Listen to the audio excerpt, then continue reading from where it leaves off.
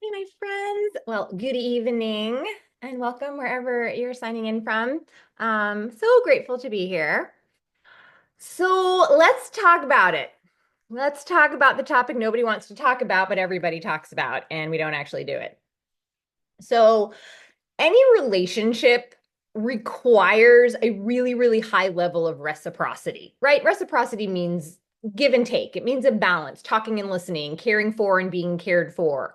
It requires mutual respect and care. And no relationship is 50-50. That's not realistic, right? Like relationships ebb and flow and they're seasonal, and that's how humans are as well. And as far as boundaries, what I want you to walk away with is that you can support and love other humans while you're honoring your own boundaries, AKA preserving your own energy, right? So the boundaries you set, whatever you choose to set, have the potential to feel like a betrayal, right? The people who may have found comfort in your self-sacrifice, right? So healing comes with letting down the people who really preferred the old version of you, right? And that old version of you was someone who pretended everything was okay when it wasn't, who agrees to everything, who tolerates disrespect to keep the peace or avoid conflict. And as you're doing this, the anger is bubbling up inside you, and eventually you explode and it comes out sideways. Because what anger is at its core is a really concise no.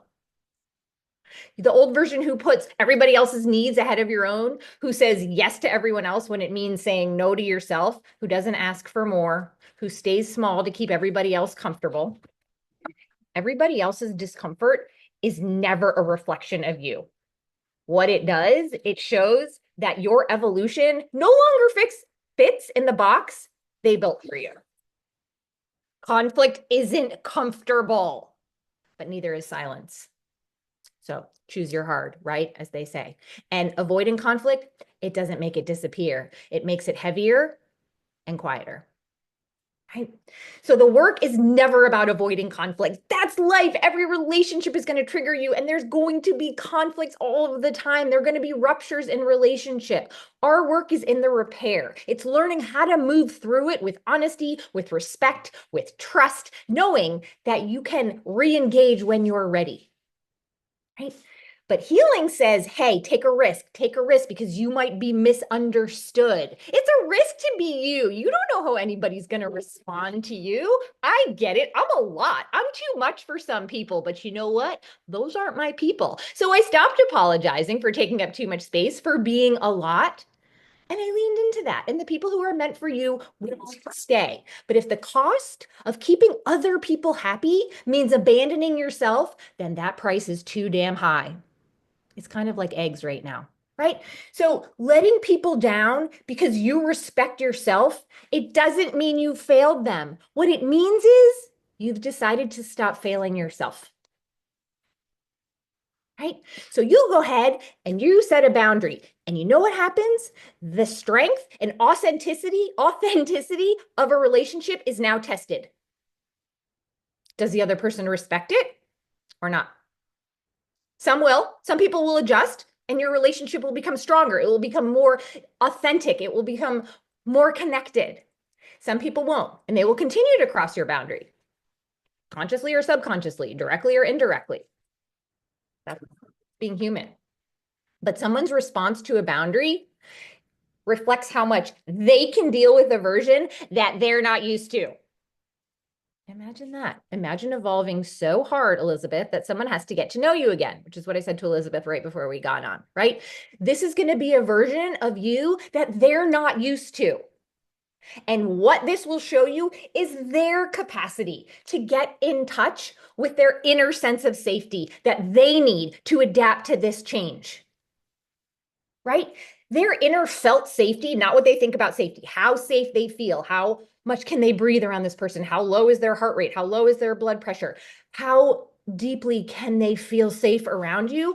That's tied to how things used to be.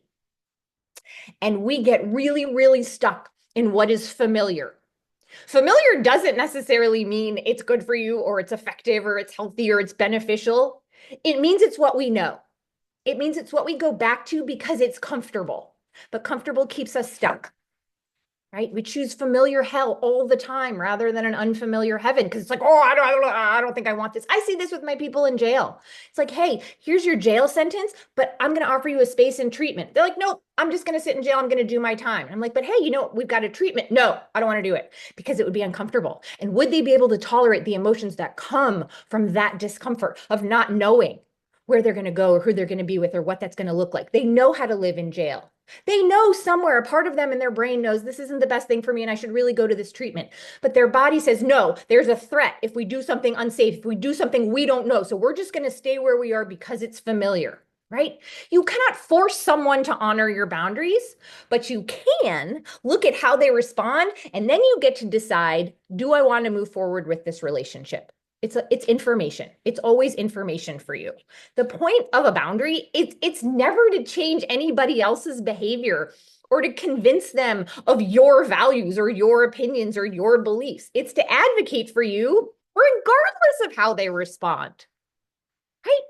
So when you start to communicate what doesn't work for you in a productive, compassionate way, regardless of how it's perceived, guess what? You honor you, which may feel so completely foreign and uncomfortable. Because when was the last time you actually took custody of you? You're really good at taking care of everybody else and making sure everybody else is okay, right? Because that keeps you safe. If they're mad at me, then they're going to leave. And I can't afford that. Not, nope, nope. So when you set a boundary, you're unlearning. So much of healing is about unlearning old patterns, unlearning old beliefs, unlearning old thought processes, right? So you're unlearning a pattern of keeping silent and throwing your needs out the window, which we do so we can stay connected. It's like, why do you stay in this toxic relationship? Why? Because I want to be loved more than anything else in the world. That's what I want. And that's what humans want. We're pack animals. We're mammals. We're designed to be connected. So that threat of being separated or removed or rejected or abandoned is paramount in our minds and bodies, right? So here's where you get to break the cycle and communicate differently from what was modeled when you were growing up. Oh my God, but like, it's going to be so rude if I do this. And I'm like so freaking selfish if I don't show up to this thing. I'm a worse friend. I'm a terrible partner. Oh my God, I should totally go to this event, but I'm so exhausted. It's going to not really look really good if I don't go. And like, I don't really want to go. And I hate small talk and it gives me hives. And let me say this right now. Giving your needs permission to take up space will feel uncomfortable. It will. All of your growth is on the other side of discomfort, right? And here's the thing about being uncomfortable or discomfort. It doesn't mean it's bad. It means it's foreign. It means it's new. It means it's unfamiliar. And your nervous system, your body recognizes something unfamiliar as unsafe. No, thank you. I don't want it. I don't want you. Want to try something new on the menu today? No, I'm good. I'll just get the same thing I always get because it's what I know. Well, try something new. No, I'm good. I'm fine. Thank you so much. I'm good. Unfamiliar, unsafe. We choose familiar chaos over unfamiliar peace. Right? And often, if you're raised in a chaotic environment, you're triggered by peace. You will run from stillness like the Dickens. No, thank you. I don't want quiet. I don't want peace. I don't want boredom. I don't want to. Nope.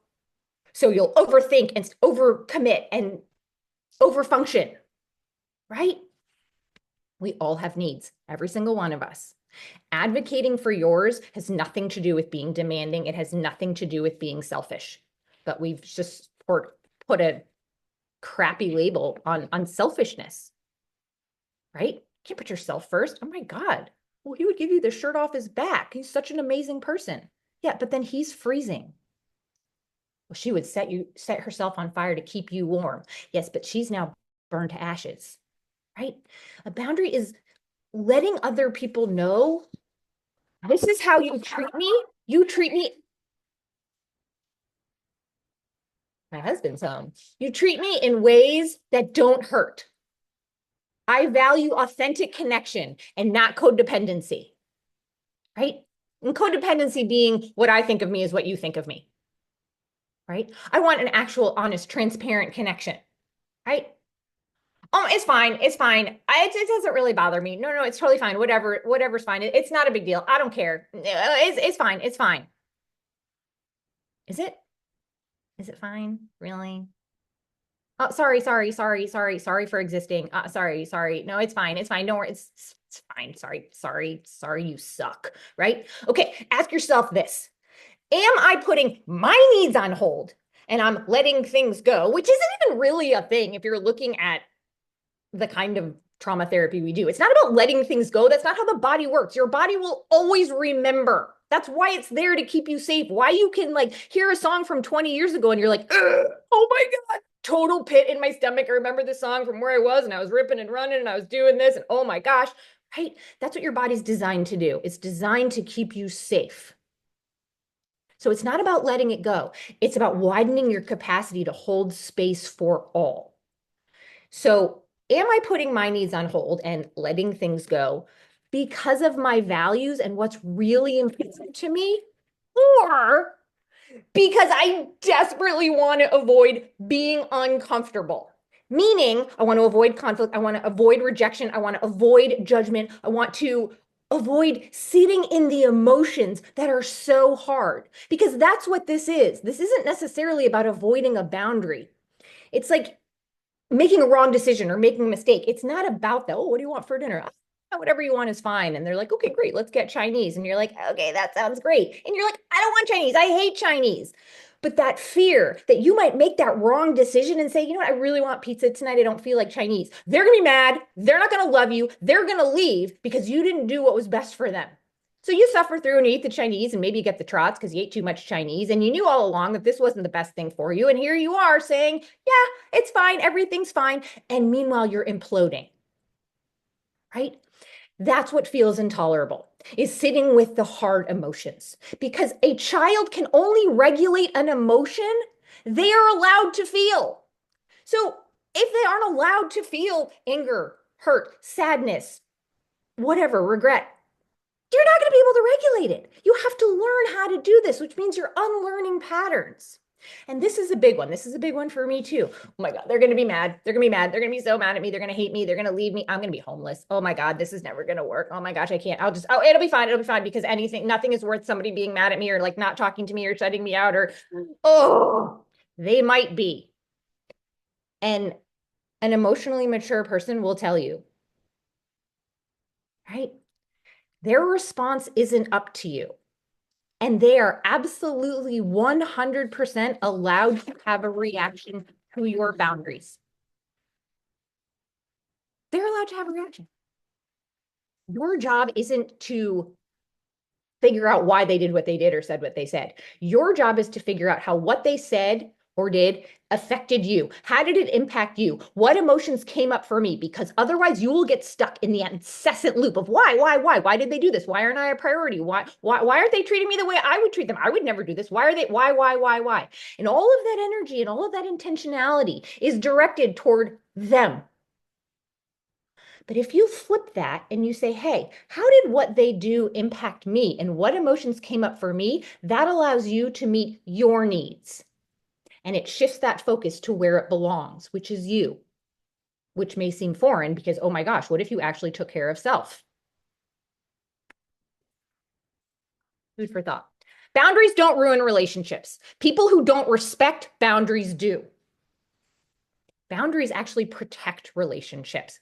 If a relationship is hurt when you set a boundary, the boundary to blame, lack of respect for it. Just saying.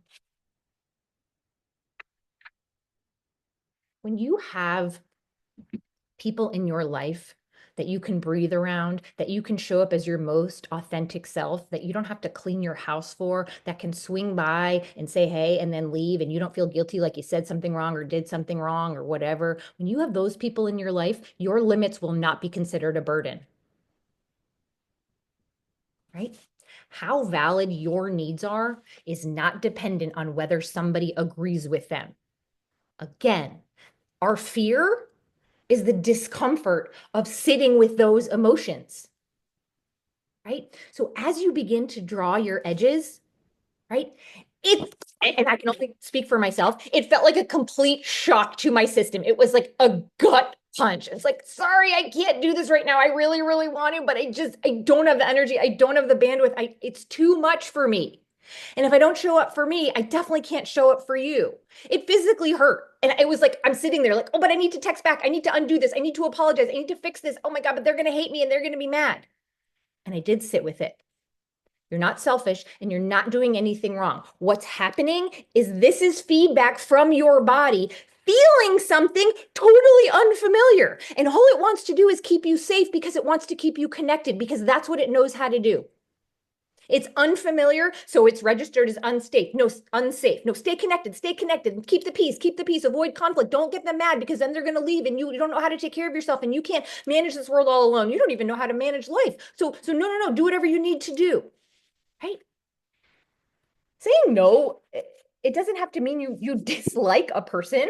It doesn't mean you reject somebody, right? Because you can say yes to that person without being asked. They may not understand that, but they don't need to. Right? You can state your boundary even though it feels like you want to poke yourself in the face with a sharp stick, right? You can choose to feel uncomfortable or you can stay silent and resentful. But your discomfort will lessen. The resentment will grow. So when someone dismisses your boundary, what that says is they value their comfort over your needs, which is what you have been doing all along, was valuing their comfort over your needs. No might piss them off. It absolutely might. But what it will do is make you free. And I can promise you that your freedom is so much more important than anybody's anger. You can absolutely support and show up for other people without abandoning yourself in the process. Right? Because so much of this is glamorized in our society. We're taught that love means self-sacrifice and that supporting others means putting your needs on hold, right? Putting yourself on the back burner. And we're praised for this. We're rewarded for this as, and there's a line between nobility and martyrdom, right? And it can be a very, very thin, shaky line. But when you neglect your own emotional, mental, spiritual, social, physical well-being, you will burn out, you will be resentful, and you will get sick because your issues live in your tissues. And things that you push down, everything that's unprocessed, will come out. It will come out in symptoms, and symptoms tell a story. This is your gut pain and your joint pain and your migraines and your autoimmune and your inflammation and your hypertension and the shallow breathing and all of that. And the more you do this repeatedly, and this feels like a place to set up camp, you lose connection with yourself and with other people. And that's what sustains us, is connectedness every day and twice on Sunday. True, authentic support is sustainable support. Your needs are freaking as important as the people you care about, but you were taught differently, right? Help others. Absolutely. I've devoted my life to this cause, but I do it from a place of wholeness, not from depletion. I do it so it fills me up rather than drains me. You don't have to choose. You don't have to choose between yourself and somebody else. You can hold space for both. It's work and it's practice, and it's a lot of forgiveness for all the decisions you made when you were in survival mode. Because when you're in survival mode, pretty much anything can look like a way out. So your job is to learn to prioritize your truth over their approval. And it's a very, very challenging proposition. And it's very hard work, but it's work worth doing.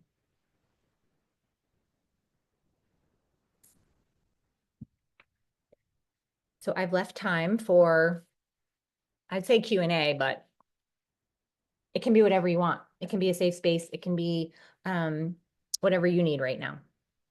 But I wanted to make sure there was time for you to feel heard.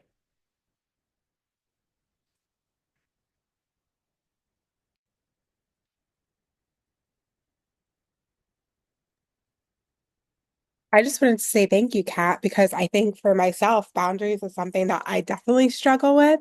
And it's like, okay, well, I don't want to lose this person, or I don't want to like, hurt this person's feelings. But really, it's respecting my own boundaries and respecting my own feelings. And how is anybody else going to respect my feelings and boundaries if I'm not respecting them?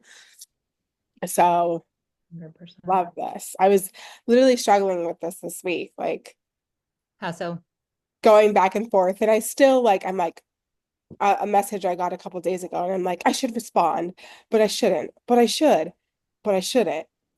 And I've decided I'm not going to because I don't care if that person's angry at me for not responding. I have to protect my own peace. So thank you. Wow. So brave, right? And hard. Like, oh my gosh. And then often we find like we can't tolerate the discomfort and we give in, or it's not about giving in. It's about keeping yourself safe. It's about protecting. That's every disorder, every disorder is a response to something, right? I don't love the word disorder because it's really not accurate. There's nothing dis about it. It's incredibly orderly. It keeps us safe and protects us, right? And every ineffective behavior, every single one in which you engage, and mostly I work with people experiencing addiction, every one of them makes perfect sense. But we're here being like, there's something wrong with you. And the question is, hey, what happened? Why did you react this way? Then we get to figure it out. But otherwise, we keep treating the symptom over and over and over rather than figuring out the root cause of where this came from. Because it always makes sense. You guys make sense. Everybody makes perfect sense. We just have been told that we don't, and we feel like we don't. Definitely. I did see a comment in the chat. Yeah. I'm not sure if you're able to see it. Mm-hmm. Chrissy, is it okay if I read this aloud? Yes? Okay. So Chrissy writes, I'm having the resentful feeling of being in survival mode while raising my son. I sacrificed everything to give him what I didn't have, stability. Now he goes to counseling as a young adult and he is not engaging with me.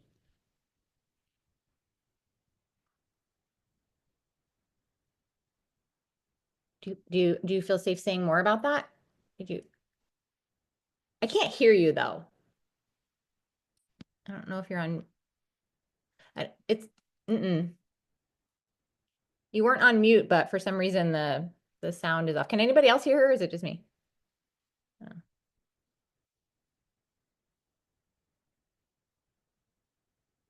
I also can't hear her. okay.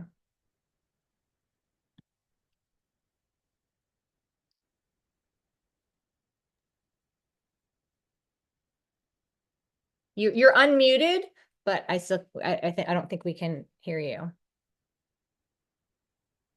So, and I want to make sure I understand the question before I answer. So, I don't know. I'm sorry, I can't hear you. Can you hear us? Yes, you can hear us. Okay. He is introverted and I am extroverted. Um, so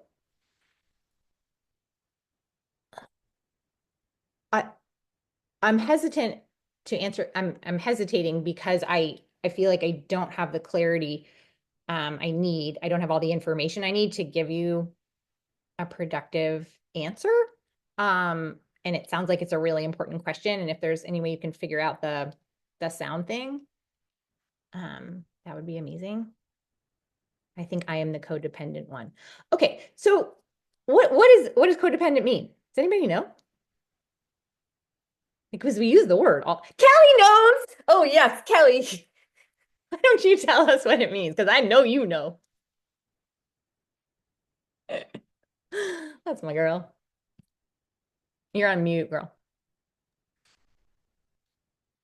I'm good now, right? Oh yeah, I No, can hear you. yeah, Oh yeah, yeah. yeah. Say it Yeah, louder for the so cheap seats. yeah, Let's hear you it. can probably explain it better than me, but I was codependent for a super long time, and my feelings were based on what you felt.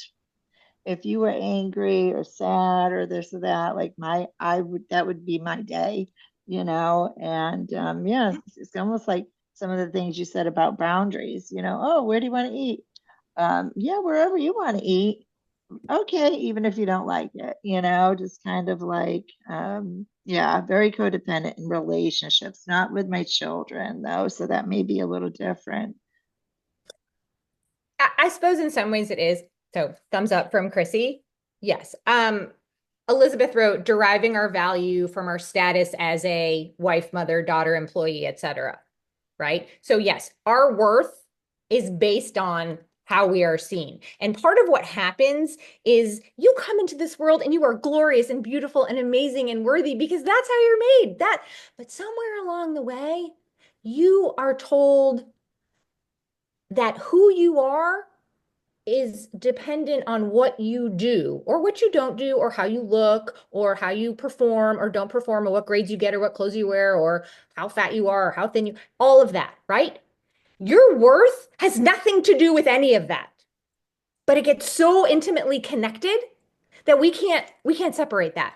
So then people pleasing was, you know, parent pleasing, right? It wasn't to make somebody else happy. It wasn't to please another person. It was survival to keep unpredictable behavior away, right? If you can predict and you know everything that's going to happen and you know what mood someone's going to be in and you know what's going to happen if you do this or don't do this or you're going to be in trouble, you're going to make damn sure you do that because as a kid, kids don't have logic. They don't. They only have emotion. So they're not thinking, wow, mom hasn't really processed her Oh, trauma. yeah. So she, no, the kid is thinking, I'm bad. I'm wrong. I did this. I have to change. Change. Children don't experience what their parents meant to do. They don't experience their intention. They experience what was actually done. That's all they're capable of doing. Children are never, ever, ever meant to be givers. They're only meant to be receivers. Their only job is to grow and to develop. But when that equation is reversed, they will suffer. When they are asked to give more than they are capable of, when they are asked to take care of the house or take care of siblings or, and they're praised for this. She's so mature for her age, such a little adult. And oh my gosh, trauma, trauma, trauma. Right. And what happens is the more we praise kids for, sitting still and paying attention and not moving and not getting angry and not getting frustrated and being calm, and the more we disconnect them from their emotions. Trauma is stored in your body. That's where trauma is primarily stored. Yes, it's in your brain as well, but trauma isn't in the events. It's not what happened to you. It's what happens inside of you as a result of what happened to you. So it's the responses now. It's the fight or flight or fawn, which is people pleasing, or the shutdown or the overwhelm or the not being able to breathe and the urgency. Trauma makes us urgent and it makes us impulsive and it makes us like, okay, well, I have to get this done and I have to fix this and I have to make sure everything's okay. And we love information and we love facts and we want to know who and when and how much and when is this going to happen and how am I going to get there and what are they going to look like? Because that allows us to feel safe. And so we're slapped with a label. Oh my God, she's so OCD. She's so anal. Really? Because my guess is those rituals, I know, I love Gabor Mate. He's like my spirit animal, right? Those rituals that you clean or you organize or you tap they keep you safe. It gives you predictability. I have a guy in one of my groups and he refuses to wear mismatched socks because it brings on such panic and such stress for him because he doesn't know and he's not comfortable, he doesn't feel safe and it's a full on experience for his body because he doesn't know what he's going to get. He grew up in a completely invalidating environment where he didn't know what he was going to get from day to day. Well, mom was like this yesterday, and then she was like this today, and now I don't know. Oh my God, I spilled something on the carpet. Well, oh my God, dad's going to come home drunk and he's going to beat me. So I got to get out of here and I got to lie about it. Right? Kids are very, very, very wired to pay close attention to what keeps their parents close and what pushes them away. So if what keeps them close requires lying, that's what they're going to do. They're going to do everything they can not to make a mistake, and they're going to hide it when they do. And that pattern gets established. I've avoided a threat. I've avoided danger. I've created a sense of freedom. Oh, this is way better. I'm going to do this. When something bad happens to a kid, that kid thinks it's their fault. And what makes the hard stuff trauma for kids, it's not the hard stuff, it's being alone with it. Without that narrative that says, hey, here's what's happening. I see you. How can I support you? I believe you. not sending them to their rooms or sending them to detention, because what that message says is, we can't handle you either. Your emotions are bad or wrong, and they're too much for me, and they're too much for you, so go, get out of my sight. Let me isolate you, which is a child's biggest fear, is to be disconnected from their caregivers. Right? But that's our instinct. Go to your room. I mean, how does a child regulate? By crying. But we tell them to stop crying. That's what calm down, calm down. Really, if somebody is having a really hard time, the last thing they want to hear is calm down. Right? So, no thanks. And what happens is over time, calm becomes a really fragile state. It might work in the moment, but as soon as there's a stressor, it's like all the poop hits the fan. What our job is to create a foundation of trust. Because when there is a foundation of trust, you won't use meditation as a sedative or deep breathing as a sedative. It will actually come naturally because there will be trust between your mind and your body, and you will know that you are safe and you are very, very capable of walking through this really hard time. Survival mode says, I have to get this done. I don't care what it costs. There's no logic when you're in survival mode. Nope. Part of you is like, I'm not going to do this. I'm not going to do this. And your body's like, go do this. Go take a drink. Go drug. Go do something I got to do. Oh, can't believe I did that again. Right? So survival mode is understanding that you have some stuff that needs to be worked out, but you're still doing the same behaviors again and again and again. That means you're still operating in survival mode and you're trying to change things from the same state you were in when the problem first occurred. It's not going to work. It doesn't work. We see this all the time in our work.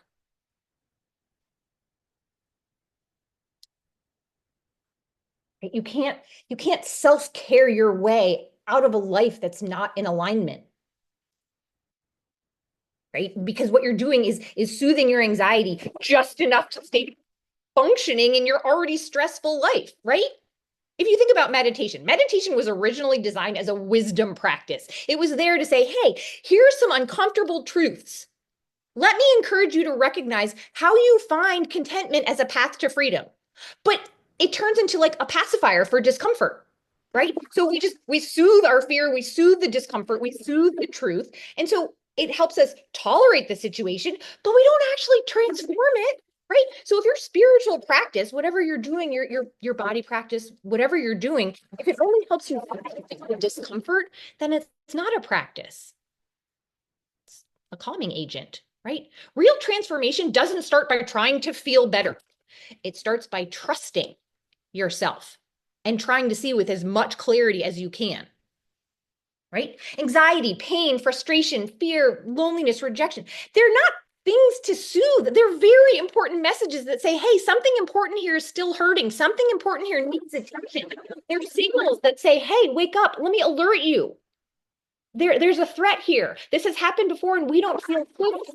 So if you actually got really curious about what that was trying to tell you, what your reaction was trying to tell you, oh, I mean, imagine the ordinary magic that happens after that.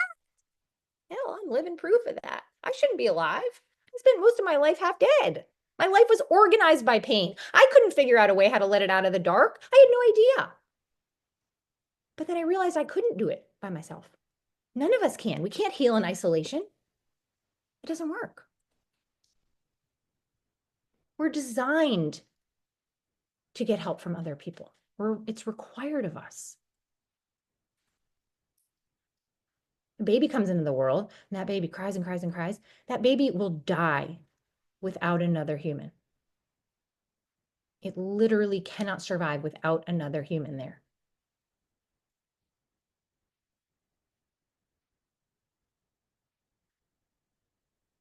I talk a lot. Chrissy said, I never wanted him to feel any discomfort and always tried to make his impossible negativity stay upbeat. And that's part of the problem, right? Right? We shield our kids so much that they don't learn how to regulate. This isn't an indictment of you as a person. This is helping us understand our need to give them what we didn't get. right? You're going to make sure they don't suffer the way we did. And sometimes we take it to the other extreme, especially people who are experiencing addiction, right? It's like, if it's worth doing, it's worth overdoing, right? It's black or white. It's all or nothing. We're going to go, we're going to go. Yep. You make sense. You make perfect sense.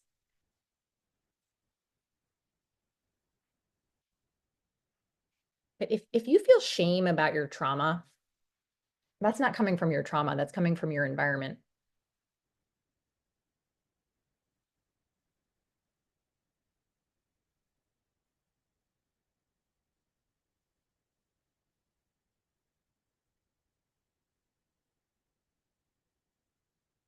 Your mom died when you were 12, right? So imagine that separation, that loss, that abandonment. There's a book that you may be interested in reading called The Loss That Is Forever, about when a parent dies as a younger human. Um, it's an older book, but it's I think you might find it helpful if you like to read. I'm sure it's also on Audible or some other format. Um, it's called The Loss That Is Forever. So now that unpredictable loss when you're 12, which is pretty formative, says, okay, I got to make sure I stay connected to everything. I got to attach because nothing is permanent and I'm always going to fear that somebody's going to leave me. So I'm either going to put up walls and not get close to anybody because if I get close to anybody, then they're going to leave and I'm going to get hurt and I'm not going through that again. Or I'm going to give all of myself and I'm going to make sure my whole life is taking care of somebody else and making sure they're okay and giving myself away layer by layer by layer until I don't exist anymore. Yeah. Makes sense. We all do. Heather said, I was made to feel like my boundaries aren't valid. Oh, girl, say more if you would like.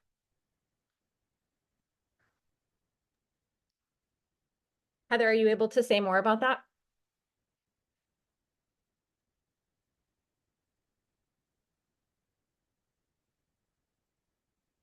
Can't right now. Okay, fair enough. So, If I can add to that, yes.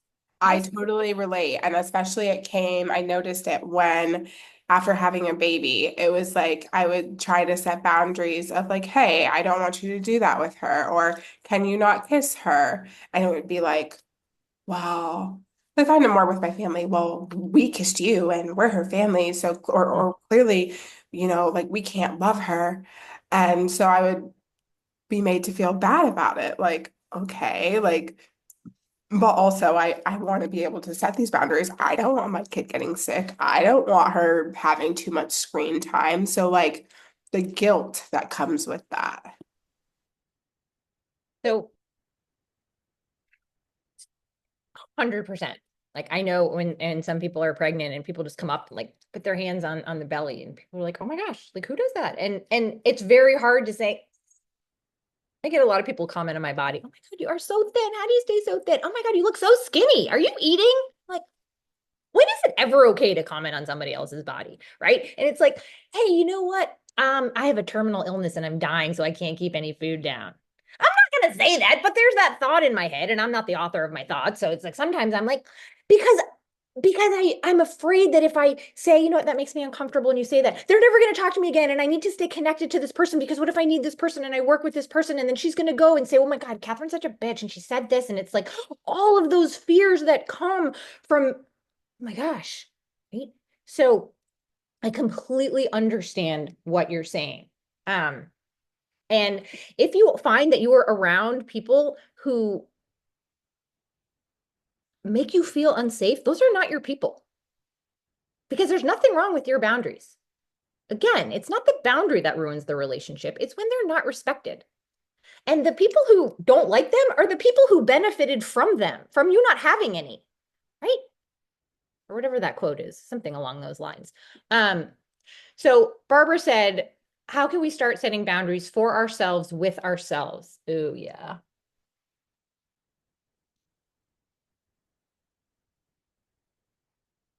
Um,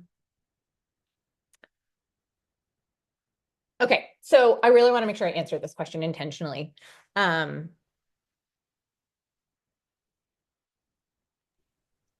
Do you want me to give you a slight bit of yes, clarification so you have like yes, a, thank okay, you. I, I can feel your whole energy, like, give Well, me I'm like, more. I want to answer this, and I know her pretty well, but I also like want to make sure, so yes. So where I'm coming from is Mhm. somewhere in my last relapse or that trauma. I lost like confidence in myself too. I used to be able to get up at 5 a.m. and hit that gym and be okay and run my day and work till midnight. And now I'm like, I'm gonna start the laundry. And 3 hours later, I'm like, I'm gonna start the laundry. I need to like find out how to implement a boundary within myself again. Um, to find that common denominator of like, the stop with the procrastination, because I think it's leading to me having less confidence, and for me to really kind of just let other people push over on me because I'm doing it to myself. Oh my God, I love you. Okay, so this is such a big question, right? Because correct me if I'm wrong, but I don't think what you're talking about is boundaries. I think what you're talking about is a freeze response, is a task paralysis, right? So if you have, I don't know, 100 units of energy and you've used like 98% of them during the day, you are not going to use those two to do laundry. You're just not going to have that energy to do it. So what's happening, I think, is you're moving out of survival mode and into living. And that means actually honoring your body. What you just described to me, what you were doing previously, I was exhausted listening to it. We're not designed for that, woman, right? And oh, wait, did that happen right before a relapse? Oh my God, go figure, right? We push and we push and we push. And eventually our body comes in and says, it's too much. You haven't been listening to me for so long. I'm taking over. Yeah. So, one, please make some space for grace, right? What is grace? Grace is unmerited forgiveness, unearned forgiveness, right? And that is constant. Whoever your chief spiritual officer is, whomever you choose, um, right? That is always there. That forgiveness, that grace is always there, whether you want it or not, whether you think you deserve it or not, whether you ask for it or not. My husband played a song for me the other night called Reckless Love, about God's love. And I was like, oh my God, this is freaking amazing. Anyway, you should listen to it. I think you'd really like it. Or you probably already know Love it. it. Love it. Yeah, you would. But I don't think it's about oh, Chrissy knows it. Great song. So I don't think it's not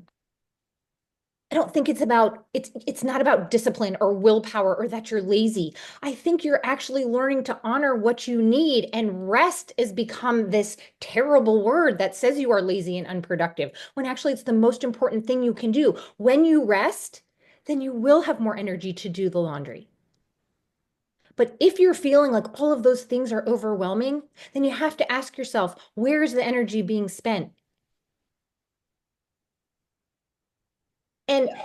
if you force yourself to do anything, it won't work. Your nervous system hates force. It hates it. You are then working against your body, not with it. Your job is to figure out the difference between a challenge and a force. How do I gently push my tolerance? But if you push it too far, you're going to shut down and you will go into freeze response, which is really what you're describing. You have excellent boundaries. I don't think that's really what it is. Thank you. Welcome. I love you. I'll message you later. Okay, perfect. Heather, so I was basically in a very abusive marriage for 16 years and had no say in anything and head down. And now that I'm obviously out of that, I put down major, but not out of this world boundaries with my relationship, my friendship. Sometimes those make me feel out of my mind. Oh my gosh. Okay.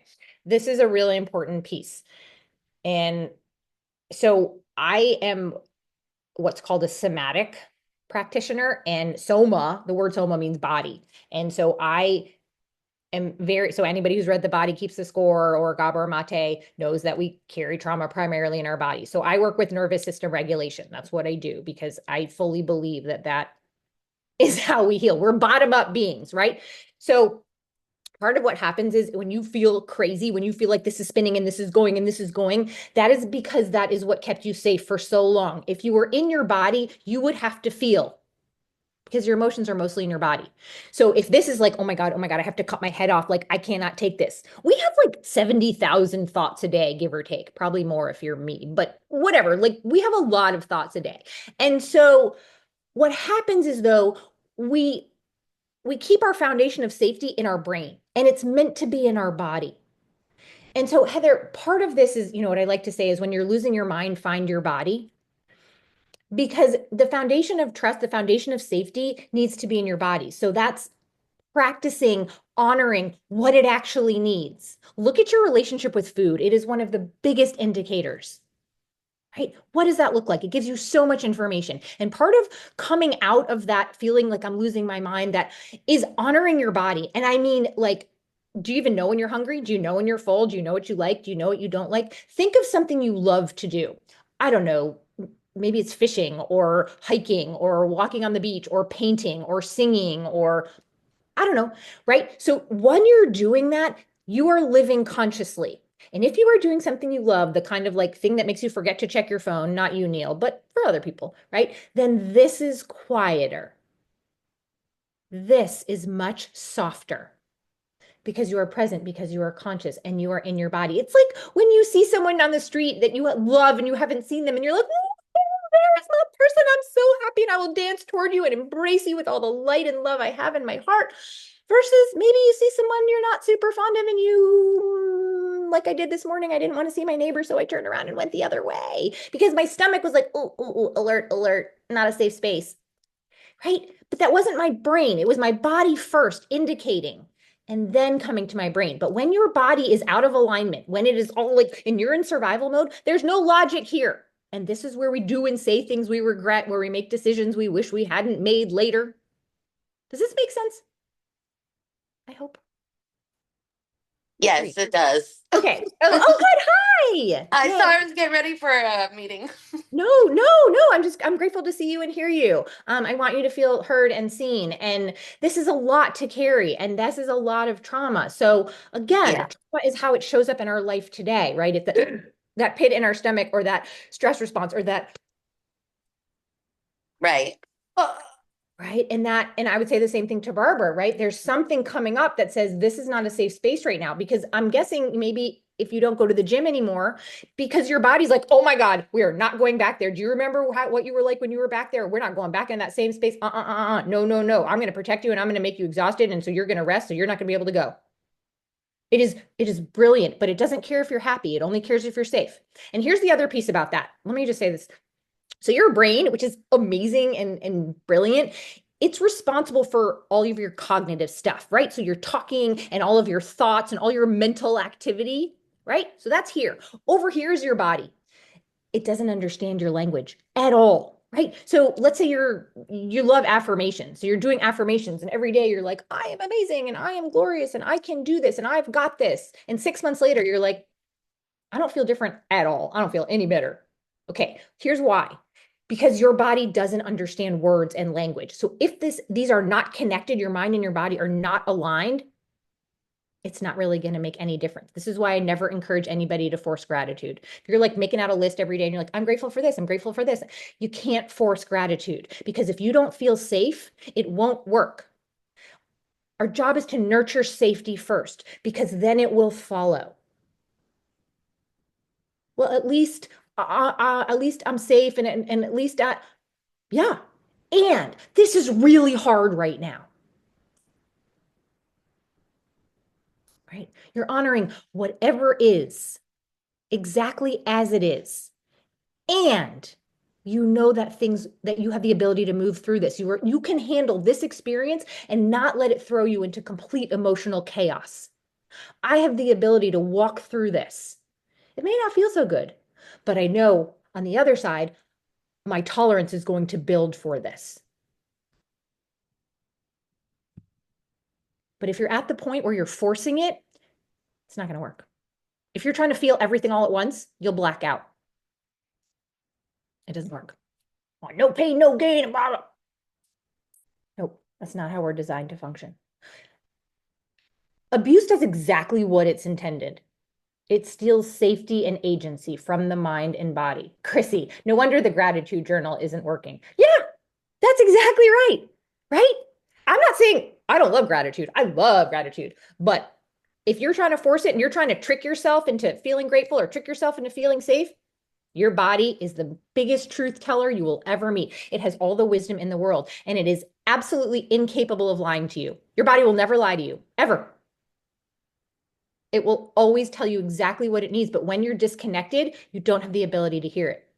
So you're like, oh, I'm grateful for my hairspray and I'm grateful for my family and I'm great. Yes, I believe that.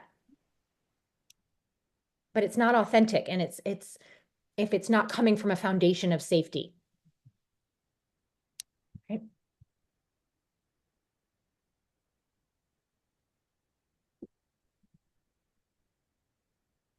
Yes, when you're losing your mind, find your body. Yes. And walking is one of the most powerful things you can do because it stimulates your eye movement, the bilateral stimulation. And motion is lotion. Blood is your friend.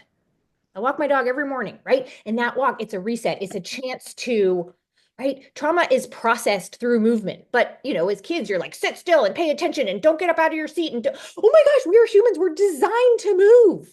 This is why people love to dance and love to. Kelly, Taylor, Kelly wants to know, I know this is being recorded. Where might we find it when it's finished? I will send it out to everybody who registered via email. Okay, so I know we have to wrap up. So I just wanted to. Also, I'm just going to launch the poll before people hop off, but continue to talk. Yeah, I'd love to hear.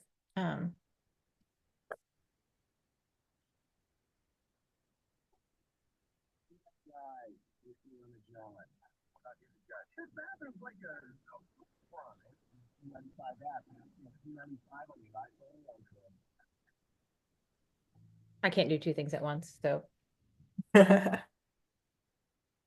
you resend the poll to me, Taylor? I think I closed it by accident. Or you can just put me down as awesome. Yeah, absolutely. I mean, I would hope Put so. me down as Nami rocks and the presenter was amazing. And I think it might also like send it out when you close, but oh, okay, perfect. So we are all so deeply connected. And I think, Elizabeth, you were saying something about this before. Can you repeat what you said when Taylor and I were talking about names and connections? It was really beautiful.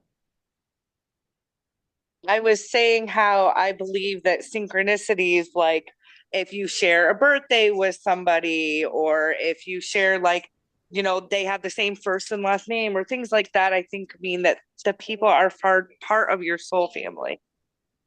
So my last name is Greenberg and my husband's last name is Green. Yeah. uh, Yeah. Or like me and my fiance, we're both from Detroit, Michigan, and met in Venice, Florida. Like, what are the Oh odds? my gosh, no way. That's crazy. Yeah. Yeah. And we're all so deeply connected. And I think we are quick to hate, and I'm always quick to love. And I guess I would hope that we can flip the script on that because the more we soften our edges, the more authenticity and more connectedness um, we find. We find more similarities than we do differences. And that's what keeps us shining, right? We're not meant to navigate this world alone. We're just not. So I'm grateful. I'm grateful to everyone here. You're all so deeply loved. I see you. I value you. You're worth this life. For those of you who decide to stay alive when all you want to do is die, it's so brave and scary. And please stay here. We need you. We honor you. We know how much pain you are in. I do. I've been there. And I think for those of you who are deeply struggling with wanting to die because it feels like it's the only peace you'll ever find, my question is, do you want to die or do you want to live? so deeply and so authentically and so peacefully and so consistently. Um, and that's my guess. Yes, softening is hard when you've been hard. That's absolutely right. When you've been hardened. Yes, you do choose life, girl, and you show up every day and you love hard and you live hard. You guys are all such battle angels. Truly. You are warrior battle angels, and I commend you. So it's been a true privilege be here to be seen and to see you. So thank you. Thank you so much, Kat. We love you. I love NAMI. I love Yes. Thank you so everything. much. If anybody needs me, I'm on Facebook and Instagram and sometimes at Main Bar, wherever. I'm track downable. Do you still bring your class into the jail? So I'm in the Department of Corrections programs. So I'm not in the physical jail, but I'm in the Restore program, drug court, DUI court, veterans court. Then I'm in the light chair program. So Crossroads and Choices there. So any Department of Corrections program, I'm there. So it's part of the umbrella, but I'm not in the physical jail anymore. I've just moved to the residential side of things.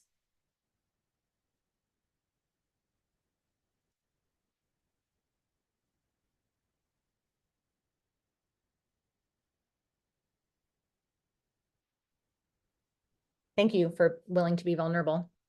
Bye for now. Yeah. Bye, everyone. Thank you so much. Hi, y'all. Thank you so much.